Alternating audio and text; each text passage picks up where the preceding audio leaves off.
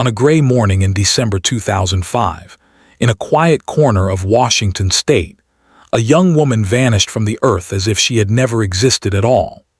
Her name was Jennifer Thompson, 23 years old, a nursing student with dark hair and a careful smile.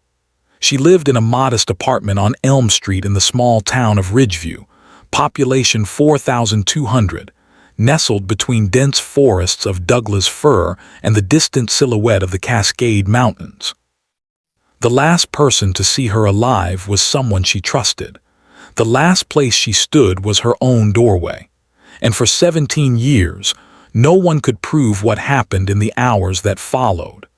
How does a person disappear in broad daylight from a town where everyone knows your name? Ridgeview sits in the rain shadow of the mountains, a logging town that had seen better decades. By 2005, the mill had closed, the main street held more empty storefronts than open ones, and the young people left for Seattle or Spokane as soon as they graduated. But it was still home to those who remained, a place where neighbors waved from porches, where the high school football games drew half the town on Friday nights, where the diner on 2nd Avenue knew your order before you sat down. Jennifer Thompson had grown up 2 counties over in a farmhouse outside Yakima. She was the middle child of 3, quiet and determined, the one who studied while her siblings played. Her mother, Carol, worked at the county clerk's office. Her father, Robert, drove trucks long haul, gone for weeks at a time. Jennifer had been the first in her family to go to college, attending the community college in Ridgeview, studying nursing with a focus that impressed her instructors. She worked weekends at the Safeway on Route 12, stocking shelves and running the register, saving money for the transfer to a 4-year program she planned for the following fall.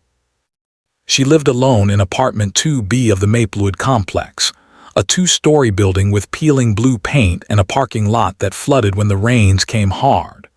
Her apartment was small, 1 bedroom, clean, decorated with posters from her college courses and photographs of her family. She kept her textbooks stacked neatly on a wooden desk by the window.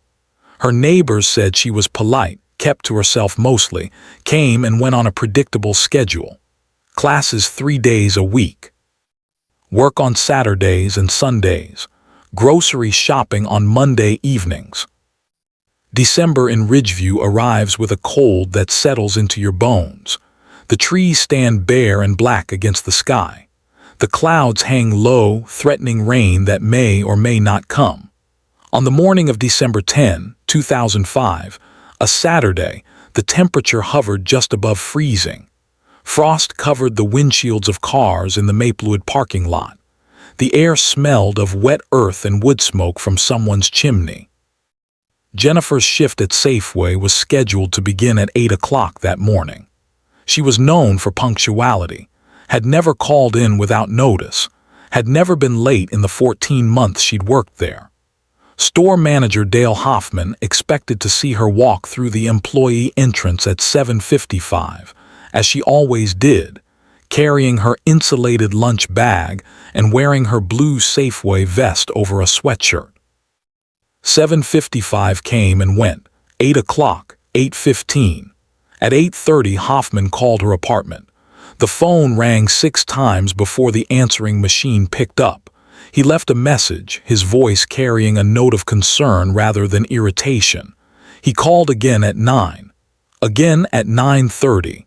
By 10 o'clock, he phoned Carol Thompson, whose number Jennifer had listed as her emergency contact. Carol answered on the second ring. She had not heard from her daughter since Wednesday evening, a brief conversation about holiday plans. She felt the first flutter of worry in her chest, that maternal instinct that something had shifted in the world. She called Jennifer's apartment herself. No answer. She called Jennifer's cell phone. It went straight to voicemail.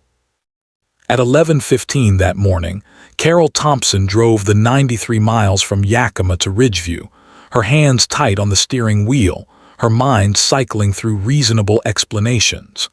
A sudden illness, a dead car battery, an alarm clock that failed to ring.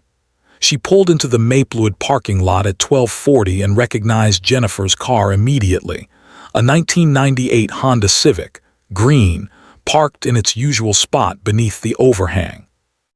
The apartment manager, a man named Frank Delgado, met Carol at the building entrance. He had a master key. Together they climbed the stairs to the second floor, their footsteps echoing in the concrete stairwell. The hallway smelled of old carpet and cooking grease. Apartment 2B sat at the far end, its white door unmarked except for the brass numbers. Delgado knocked first, called Jennifer's name, knocked again. Silence answered. He unlocked the door and pushed it open slowly, calling out as he did. The apartment beyond was dim, curtains drawn, the winter light filtering through in thin gray lines. Everything inside appeared ordinary at first glance. The living room was tidy. A coffee mug sat on the counter in the kitchen, rinsed and waiting to be washed. A textbook lay open on the desk, a highlighter beside it as if Jennifer had been studying and intended to return. Her bed was made, the comforter pulled smooth, pillows arranged. Her purse hung on a hook by the door. Her wallet was inside, containing her driver's license, her debit card, $43 in cash. Her keys sat on the kitchen counter, car keys and apartment key on a small metal ring. What was missing became apparent more slowly. Her winter coat, a navy blue puffer jacket, was not on the hook where she usually kept it. Her cell phone was gone. Her backpack, which she used for school, was absent. A pair of running shoes that normally sat by the door could not be found. Carol stood in the center of her daughter's living room and felt the world tilt beneath her feet. The coffee mug suggested morning. The made bed suggested Jennifer had risen, prepared for her day. But her car was outside. Her keys were inside, and Jennifer herself had vanished. At 1:30 that afternoon, Carol Thompson called the Ridgeview Police Department and reported her daughter missing. Dispatch sent Officer Mark Sullivan to the Maplewood apartments. Sullivan was 34, a 7-year veteran of the small department, a man who had grown up in Ridgeview and knew most of its residents by sight. He arrived at 2 o'clock, knocked on neighboring doors, asked careful questions. The tenant in apartment 2A, an elderly woman named Beatrice Holt, reported hearing nothing unusual the previous evening or that morning. She was hard of hearing, she admitted, and often missed sounds through the walls. The tenant in apartment 2C, a young man who worked night shifts at the gas station, had been asleep during the day and noticed nothing. But the tenant in apartment 1B, directly below Jennifer's unit, provided a detail that would matter. Her name was Patricia Ruiz, a waitress at the diner on 2nd Avenue, mother of 2 young children. She told Officer Sullivan that she had heard footsteps in the apartment above hers on Friday evening around 8 o'clock. 2 sets of footsteps, she thought, though she couldn't be certain. Voices muffled through the ceiling. Then quiet. Nothing after that.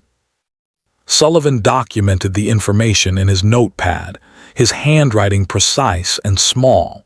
He asked if Patricia had seen anyone entering or leaving the building that evening. She had not. She had been cooking dinner for her children, focused on keeping them from fighting over the television remote. By evening on December 10, the Ridgeview Police Department had initiated a missing person investigation. Chief Raymond Kowalski assigned Detective Linda Hayes to lead.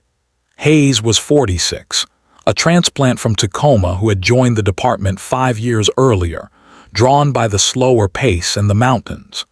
She had worked missing persons cases before, knew that the first 24 hours were the most critical, that statistics were unkind to young women who disappeared. She began with Jennifer's phone records, subpoenaed that same evening. The last outgoing call from Jennifer's cell phone had been placed at 7:43 p.m. on Friday, December 9.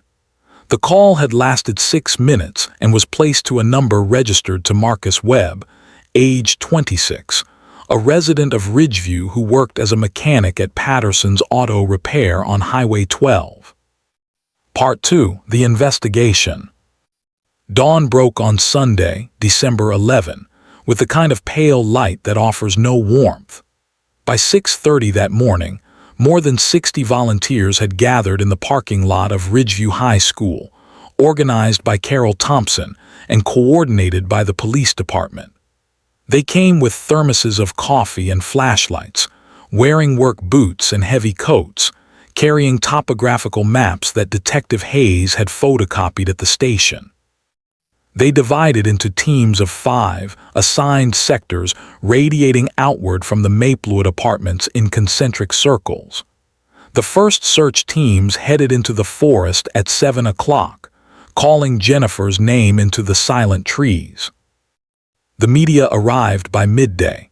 A crew from the Yakima television station set up in the high school parking lot, filming interviews with volunteers and family members. Carol Thompson stood before the cameras, her face pale and drawn, her voice breaking as she pleaded for information. She described her daughter as responsible, cautious, not someone who would leave without telling anyone. She held up a photograph of Jennifer, taken at Thanksgiving, showing a young woman with long, dark hair and serious eyes. Detective Hayes interviewed Marcus Webb on Sunday afternoon at the police station, a small brick building on Main Street with holding cells in the back, and a coffee maker that always smelled burnt. Webb arrived voluntarily, driving his own truck, a Ford F-150 with mud on the wheel wells and a Patriot's Auto Repair decal on the rear window. He was tall, broad-shouldered, with calloused hands and a nervous energy that made him shift constantly in his chair. He told Hayes that he and Jennifer had been dadding casually for 3 months. They had met at the Safeway where she worked, when he'd come in to buy motor oil and a sandwich. They'd started talking, exchanged numbers, gone to the movies twice, gotten dinner at the diner a few times. Nothing serious, he said. Just friendly. He seemed surprised that she had listed his number in her phone under Marcus Mechanic, as if the label suggested distance rather than intimacy. Hayes asked about the phone call on Friday evening, the one that lasted 6 minutes. Webb explained without hesitation. Jennifer had called him around 7:45, he said.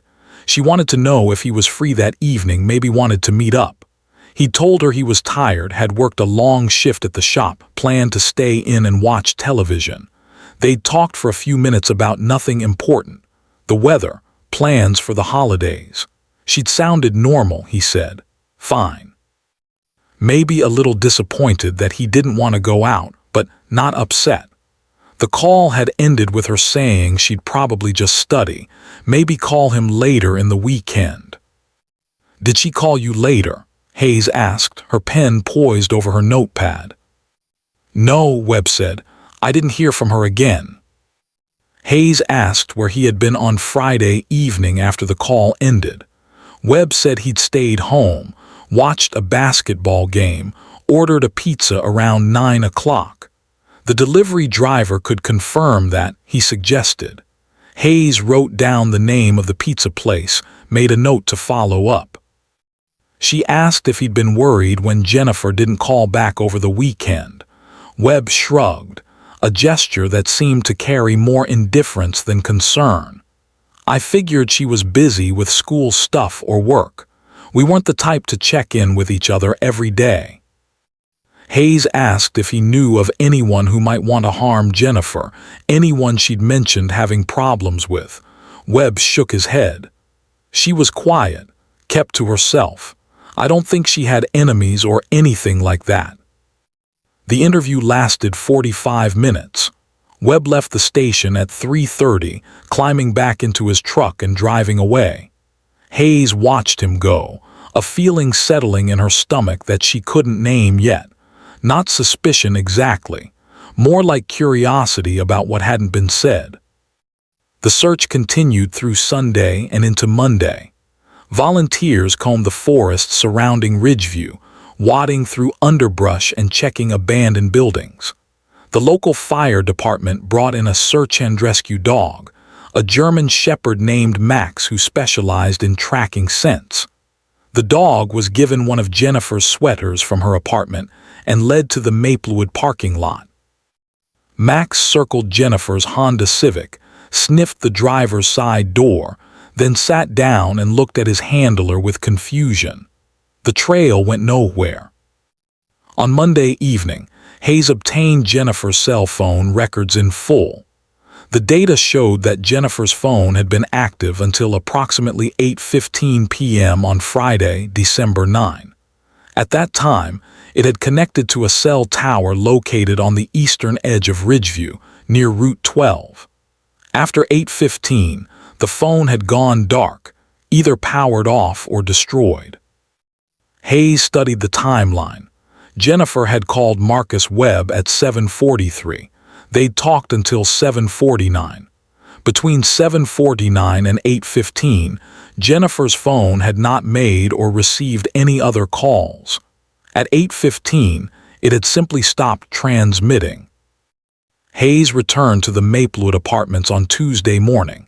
She walked the stairwell again, stood in the hallway outside Jennifer's door, tried to reconstruct the sequence of events. Patricia Ruiz, the tenant from 1B, had reported hearing footsteps and voices around 8 p.m. on Friday. 2 sets of footsteps, possibly. If Jennifer had been in her apartment at 8 p.m. talking to someone, and her phone had gone dark at 8:15, that left a 15-minute window. Hayes knocked on doors again, asked more questions. This time she spoke with a tenant who had been out of town the previous weekend and had only just returned. His name was James Carver, a retired school teacher who lived in apartment 1C, across from Patricia Ruiz. Carver mentioned in passing that he'd seen Marcus Webb's truck in the Maplewood parking lot on Friday evening when he'd left for his trip to visit his daughter in Olympia. He'd noticed because the truck had an unusual decal, and because it was parked near his own car. "What time did you leave?" Hayes asked. "Around 7:30, Carver said. "Maybe 7:45. I wanted to beat the traffic heading west." Hayes felt something shift in her chest. She returned to her notes. Marcus Webb had told her he'd stayed home on Friday evening, that he was too tired to meet Jennifer, that he'd watched basketball and ordered pizza. But his truck had been seen at Jennifer's apartment complex around the same time he claimed to be at home. She drove to Patterson's Auto Repair on Wednesday afternoon, a garage with 3 bays and a gravel lot filled with cars in various states of disrepair. Marcus Webb was under the hood of a Chevy Silverado when she arrived, his hands black with grease. She asked if he had a few minutes to talk. He wiped his hands on a rag and followed her outside, squinting in the winter light. Hayes asked him directly, "Were you at the Maplewood apartments on Friday evening?" Webb's expression didn't change. He shook his head. "No, I told you I was home." "A witness saw your truck in the parking lot around 7:30 or 7:45. Webb hesitated just a fraction of a second before answering, "They must be mistaken. I wasn't there." Hayes let the silence stretch. Detectives learn to use silence like a tool, to let it grow uncomfortable, to see what fills the empty space. Webb shifted his weight, crossed his arms, looked away toward the highway. "Is there anything else you want to tell me about Friday evening?" Hayes asked. "No," Webb said. "I already told you everything." Hayes thanked him and left. She sat in her patrol car in the gravel lot and wrote down everything she'd observed. The hesitation, the crossed arms, the way his eyes had moved to the left before he answered. Those who have interviewed hundreds of people learn to notice the small tells, the moments when the body betrays what the mouth denies. On Thursday, December 15, Hayes tracked down the pizza delivery driver who had brought food to Marcus Webb's address on Friday evening. The driver, a college student named Tyler Chen, checked his records and confirmed a delivery to Webb's apartment at 9:23 p.m. He remembered the delivery because Webb had answered the door in a sweatshirt that was damp, as if he'd just come in from outside or had been sweating. The tip had been generous, $5 on a $15 order. The detail about the damp sweatshirt lodged in Hayes's mind. December in Ridgeview, cold enough for frost. Why would someone be sweating inside their own apartment? She obtained a search warrant for Marcus Webb's apartment and truck on Friday, December 16. The apartment was a studio above a laundromat on 3rd Street, sparsely furnished, smelling of motor oil and microwaved food. Forensic technicians from the county went through the space methodically, collecting fibers, checking for bloodstains with luminol, photographing every surface. They found nothing obviously incriminating. No signs of struggle, no blood, no indication that Jennifer had ever been there. The truck yielded more. In the bed of the F-150 beneath a tarp, technicians found a coil of rope and a folding shovel, both common items for someone who might do outdoor work or camping. But there was also soil in the truck bed, dark and loamy, mixed with pine needles. The soil was collected and sent to the state crime lab for analysis. Hayes interviewed Marcus Webb again on Saturday, December 17, this time with his cooperation grudging and a lawyer present. The lawyer was a public defender from the county seat, a young woman named Rachel Simmons who advised Webb to answer only questions she approved. The interview went nowhere. Webb maintained that he had not seen Jennifer on Friday evening, had not been to her apartment, had stayed home as he'd originally stated. "What about the witness who saw your truck?" Hayes asked. "They're wrong," Webb said, his voice flat. The search for Jennifer continued through the 3rd week of December. Volunteers dwindled as the holidays approached and the weather turned worse. Rain fell in sheets, turning the forest floors to mud, swelling the creeks that ran down from the mountains. The search and rescue teams expanded their radius to 15 miles, checking ravines and old logging roads, finding nothing. On December 23, 2 days before the holiday, Detective Hayes received the preliminary report from the crime lab on the soil samples from Webb's truck. The soil composition matched samples taken from a forested area approximately 12 miles east of Ridgeview, near an abandoned quarry that had been shut down in the 1980s. The area was remote, accessible only by a narrow gravel road that branched off Route 12. Hayes organized a search of the quarry area on December 27. The weather had cleared briefly, leaving the ground frozen and hard. Search teams moved through the woods surrounding the quarry, a deep pit now filled with dark water, its edges crumbling and overgrown.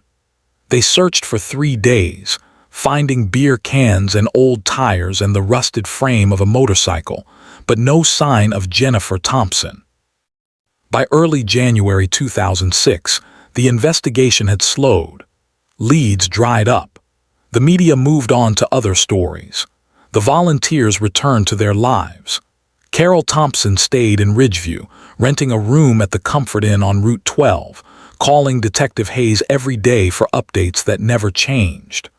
Robert Thompson, Jennifer's father, came and went, his truck driving schedule pulling him away even as his daughter remained missing. Marcus Webb was considered a person of interest but was never arrested. There was not enough evidence. The truck in the parking lot, reported by a single witness whose timing was uncertain. The soil in the truck bed, which proved only that the truck had been near the quarry at some point, not when or why. The phone records showed the call from Jennifer but not what happened after. Without a body, without witnesses, without forensic evidence linking Webb to a crime, the case could not move forward. Deputies whispered quietly among themselves about the inconsistencies, the way Webb's story had elements that didn't quite fit, the way his demeanor seemed too calm for someone whose casual girlfriend had disappeared. But whispers don't build a case that can stand in court. The file on Jennifer Thompson remained open but inactive. The apartment at Maplewood was cleaned out in February, Jennifer's belongings packed into boxes and taken to her mother's house in Yakima. Her car was driven back as well, parked in the garage, waiting for an owner who would not return. The spring came and the trees budded and life in Ridgeview continued, marked by the absence of a young woman who had simply vanished. Part 3: The Silence. 17 months after Jennifer disappeared, in May 2007, Carol Thompson sold her house in Yakima and moved to Portland, Oregon. The decision came after nights of staring at Jennifer's boxed belongings in the spare bedroom, after avoiding the grocery store where Jennifer used to shop when she visited, after fielding questions from neighbors who meant well but whose sympathy had become unbearable. Portland offered anonymity, a city large enough to disappear into, far enough from Ridgeview that she wouldn't drive past the Maplewood apartments by accident or see the mountains that framed her daughter's last known location. Robert Thompson stayed in Yakima, or rather, stayed on the road. His truck driving route stretched from Washington to Texas to Pennsylvania and back. He was home 6 days a month on average, sleeping in the house he'd shared with Carol for 28 years, now suddenly half empty, echoing with arguments that started nowhere and ended in silence. They separated formally in August 2007. No divorce filed, just a quiet agreement to stop pretending the marriage could survive what had been lost.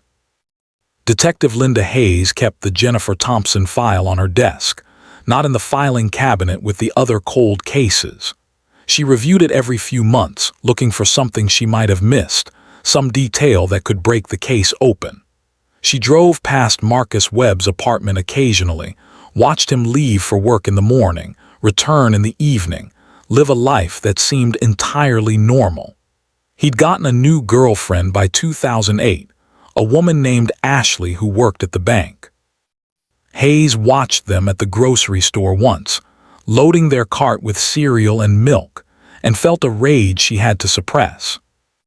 For those who have ever doubted someone you love, who have felt the terrible uncertainty of knowing something is wrong but being unable to prove it, the years after a disappearance carry a unique weight. Carol Thompson experienced it as a physical sensation, a heaviness in her chest that made breathing feel effortful. She went to grief counseling in Portland, sat in a circle with other people who had lost family members, but her loss was different. There had been no funeral, no closure. Just an open wound that time refused to heal. In the spring of 2010, Marcus Webb married Ashley Brennan in a small ceremony at the courthouse in the county seat. The notice appeared in the local newspaper, a brief announcement with a photograph of the couple. Carol Thompson's sister, who still lived in Yakima, saw the announcement and called Carol in Portland.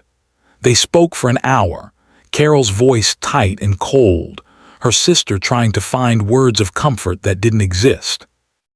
Life continued in Ridgeview. The economy struggled. The mill remained closed. Young people continued to leave. By 2015, the population had dropped to 3,800. The Maplewood apartments changed ownership, the new landlord repainting the units and raising the rent slightly. Apartment 2B was rented to a young couple with a baby, people who had no idea that the previous tenant had vanished from that same space a decade earlier. Marcus Webb and Ashley had 2 children, a daughter in 2011 and a son in 2013. Webb continued working at Patterson's Auto Repair, earning a reputation as reliable and skilled. He coached youth soccer on weekends, attended church on Sundays with his family, lived the kind of unremarkable life that blends into the fabric of a small town. Those who knew him said he was quiet, hardworking, devoted to his kids, a good neighbor, a decent man. Ashley Webb knew about Jennifer Thompson. Marcus had told her early in their relationship, presenting it as a tragedy from his past, a woman he dated briefly who had disappeared, a mystery that had never been solved. He described the police questioning him, the suspicion that had fallen on him unfairly, the pain of being doubted when he'd done nothing wrong. Ashley believed him. Why wouldn't she? He was the man who brought her coffee in bed on Saturday mornings, who changed diapers without complaint, who built a swing set in their backyard and pushed their daughter until she shrieked with laughter. But there were moments, small and infrequent, when Ashley noticed things that didn't quite fit. The way Marcus would go silent sometimes, staring out the window at nothing, his face unreadable. The nightmares he had occasionally, waking up gasping, refusing to talk about what he dreamed. The time she'd found him in the garage at 2 in the morning, sitting in his truck with the engine off, just sitting there in the dark. She asked him once in 2016 if he thought about Jennifer Thompson. They were in bed, the house quiet, the children asleep. Marcus had been distant that evening, barely touching his dinner, responding to questions with single words.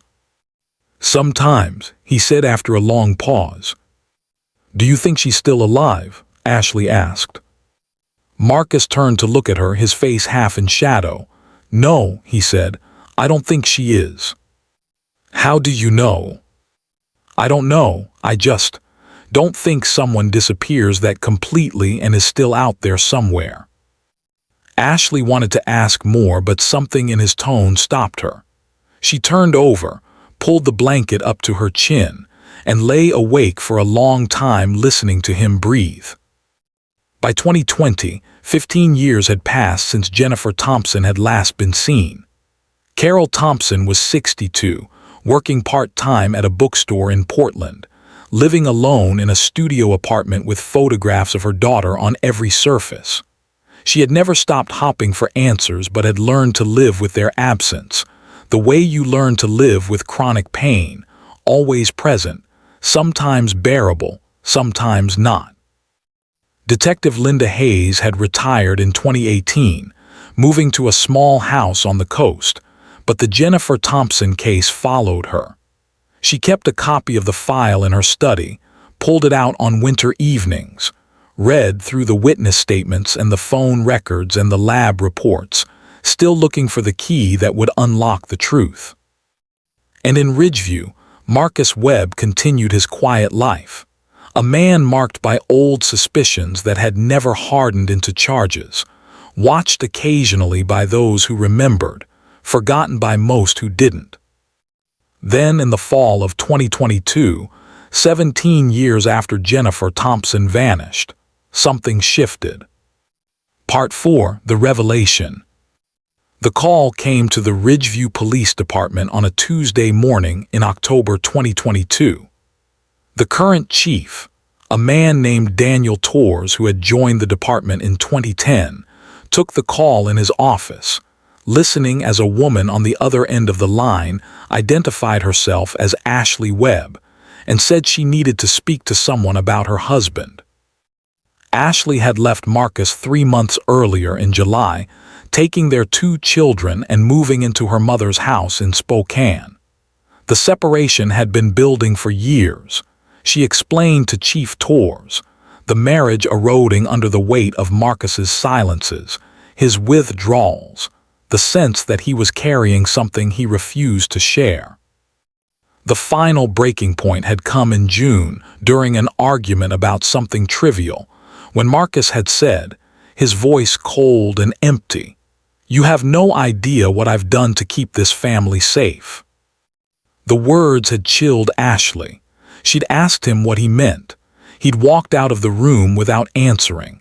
A week later, she'd packed bags for herself and the children and left while Marcus was at work. In the months since, living at her mother's house, Ashley had thought constantly about that phrase. "You have no idea what I've done." She thought about the nightmares Marcus had, the way he'd reacted when a true crime documentary about missing women had appeared on television, abruptly standing up and leaving the room. The night she'd found him in the garage, sitting in darkness. She thought about Jennifer Thompson. She told Chief Torres that she believed her husband knew more about Jennifer's disappearance than he'd ever admitted. She couldn't prove it. She had no evidence. But 17 years of living with Marcus had taught her to read his silences, and something in those silences spoke of guilt.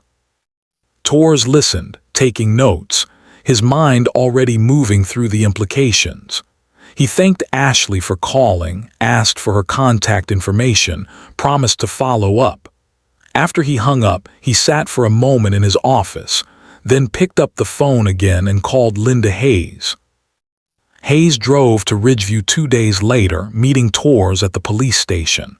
They reviewed the old case file together, Hayes walking Torres through the investigation, the dead ends, the suspicions that had never been confirmed. Torres shared what Ashley had told him.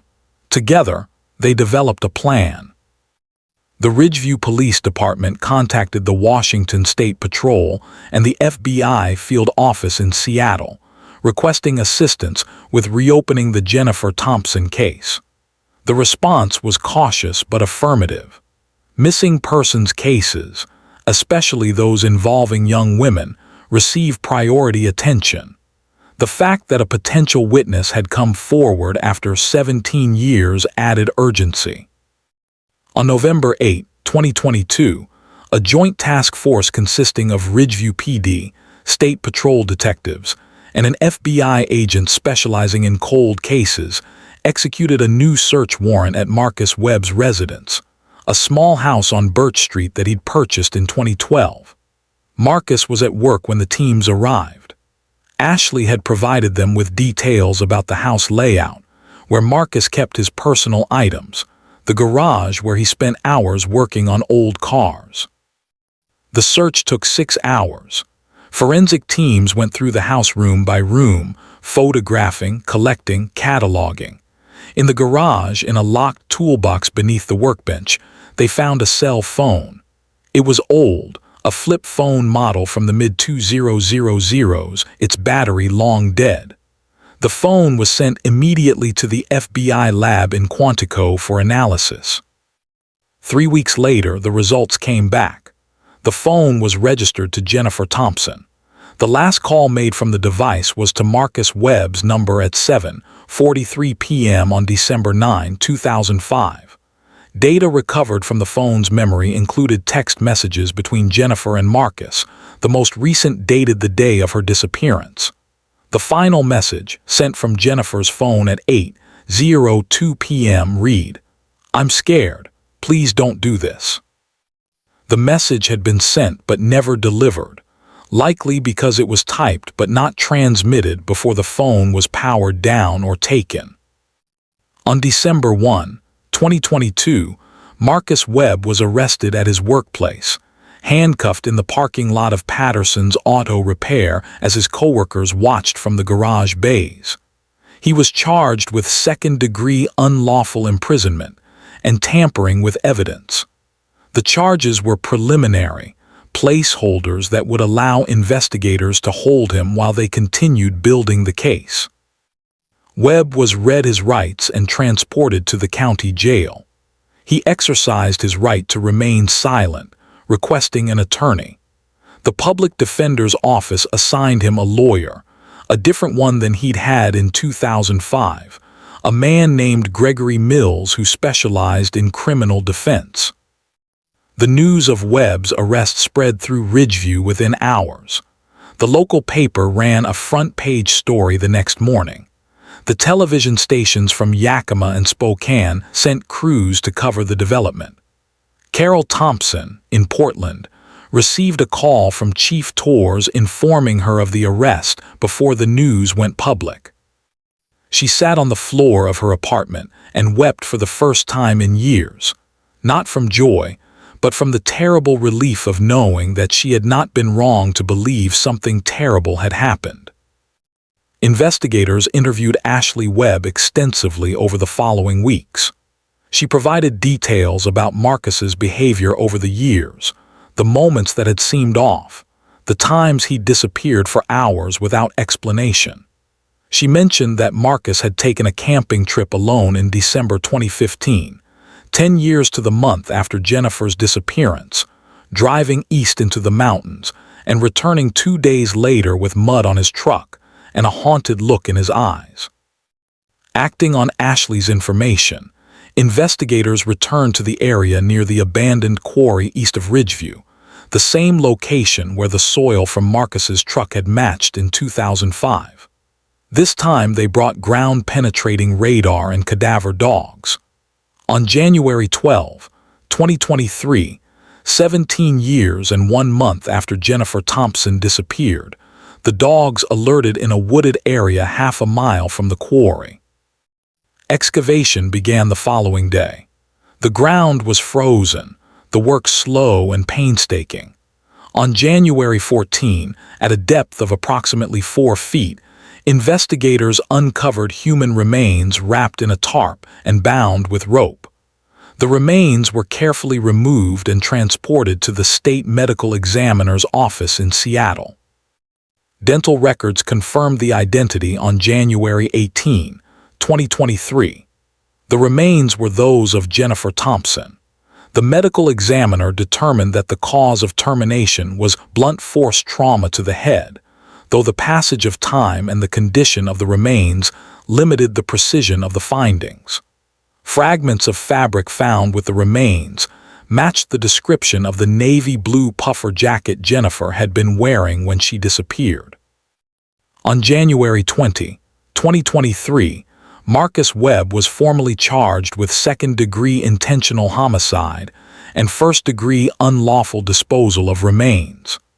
The prosecution, led by the county district attorney, presented a case built on the physical evidence, the phone records, the text message recovered from Jennifer's phone, and the testimony of witnesses who placed Webb's truck at the Maplewood Apartments on the evening Jennifer disappeared. The trial began on September 5, 2023, in the county courthouse, a brick building with tall windows and wooden benches worn smooth by decades of use. The courtroom was packed each day with spectators, journalists, and members of Jennifer's family. Carol Thompson attended every session, sitting in the front row, her face composed but her eyes fixed on the man accused of taking her daughter's life. The prosecution's case unfolded over 2 weeks. They called Detective Linda Hayes to the stand, now 70 years old, her testimony precise and damning. She described the original investigation, the inconsistencies in Webb's statements, the witness who saw his truck at Jennifer's apartment despite his denials. They called forensic experts who testified about the soil analysis, the phone records, the text message that had never been sent. They called Patricia Ruiz, who testified that she'd heard 2 sets of footsteps in the apartment above hers on the night Jennifer disappeared. The defense argued that the evidence was circumstantial, that the text message could have been typed by anyone with access to Jennifer's phone, that the presence of Webb's truck at the apartment complex didn't prove he'd been inside Jennifer's apartment or had harmed her. They suggested that Jennifer could have been taken by someone else, that Webb was being convicted based on old suspicions rather than solid proof. But the jury heard the accumulation of details, the pattern of deception, the phone found hidden in Webb's garage 17 years after the incident. They deliberated for 8 hours over 2 days. On September 22, 2023, the jury returned a verdict of guilty on all charges. Marcus Webb sat motionless as the verdict was read, his face blank, his hands folded on the table before him. Ashley Webb was not in the courtroom. She had testified earlier in the trial, describing her years of living with a man who had carried a terrible secret and had chosen not to attend the verdict. The children, now teenagers, were staying with Ashley's mother, shielded from the media attention. Sentencing was scheduled for October 15, 2023. The judge, a woman named Margaret Holloway who had served on the bench for 19 years, listened to victim impact statements from Jennifer's family. Carol Thompson spoke for 12 minutes, her voice steady, describing her daughter's dreams of becoming a nurse, the way she'd always helped others, the hole her absence had left in the world. Judge Holloway sentenced Marcus Webb to 40 years in prison, without the possibility of early release. He was remanded to the custody of the Washington State Department of Corrections and transported to the state penitentiary in Walla Walla. The courtroom emptied slowly after the sentencing. Carol Thompson stood outside on the courthouse steps, facing a cluster of reporters and cameras. She held a photograph of Jennifer, the same one from Thanksgiving 2005, and said simply, "My daughter mattered. She was loved. And now she can rest." Closing. The case of Jennifer Thompson reminds us that truth, even when buried for 17 years, can still rise to the surface. It speaks to the persistence of those who refuse to forget, the mothers who carry their daughters' faces in their minds every day, the detectives who keep files on their desks long after retirement, the spouses who finally find the courage to speak what they've long suspected. Jennifer was 23 when her life was taken from her, a student with plans and possibilities, a woman who should have had decades ahead. Her story matters not because of how she disappeared, but because of who she was and who she might have become. If this story mattered to you, subscribe and hit the bell. Share the episode. Someone somewhere may still be waiting to be heard.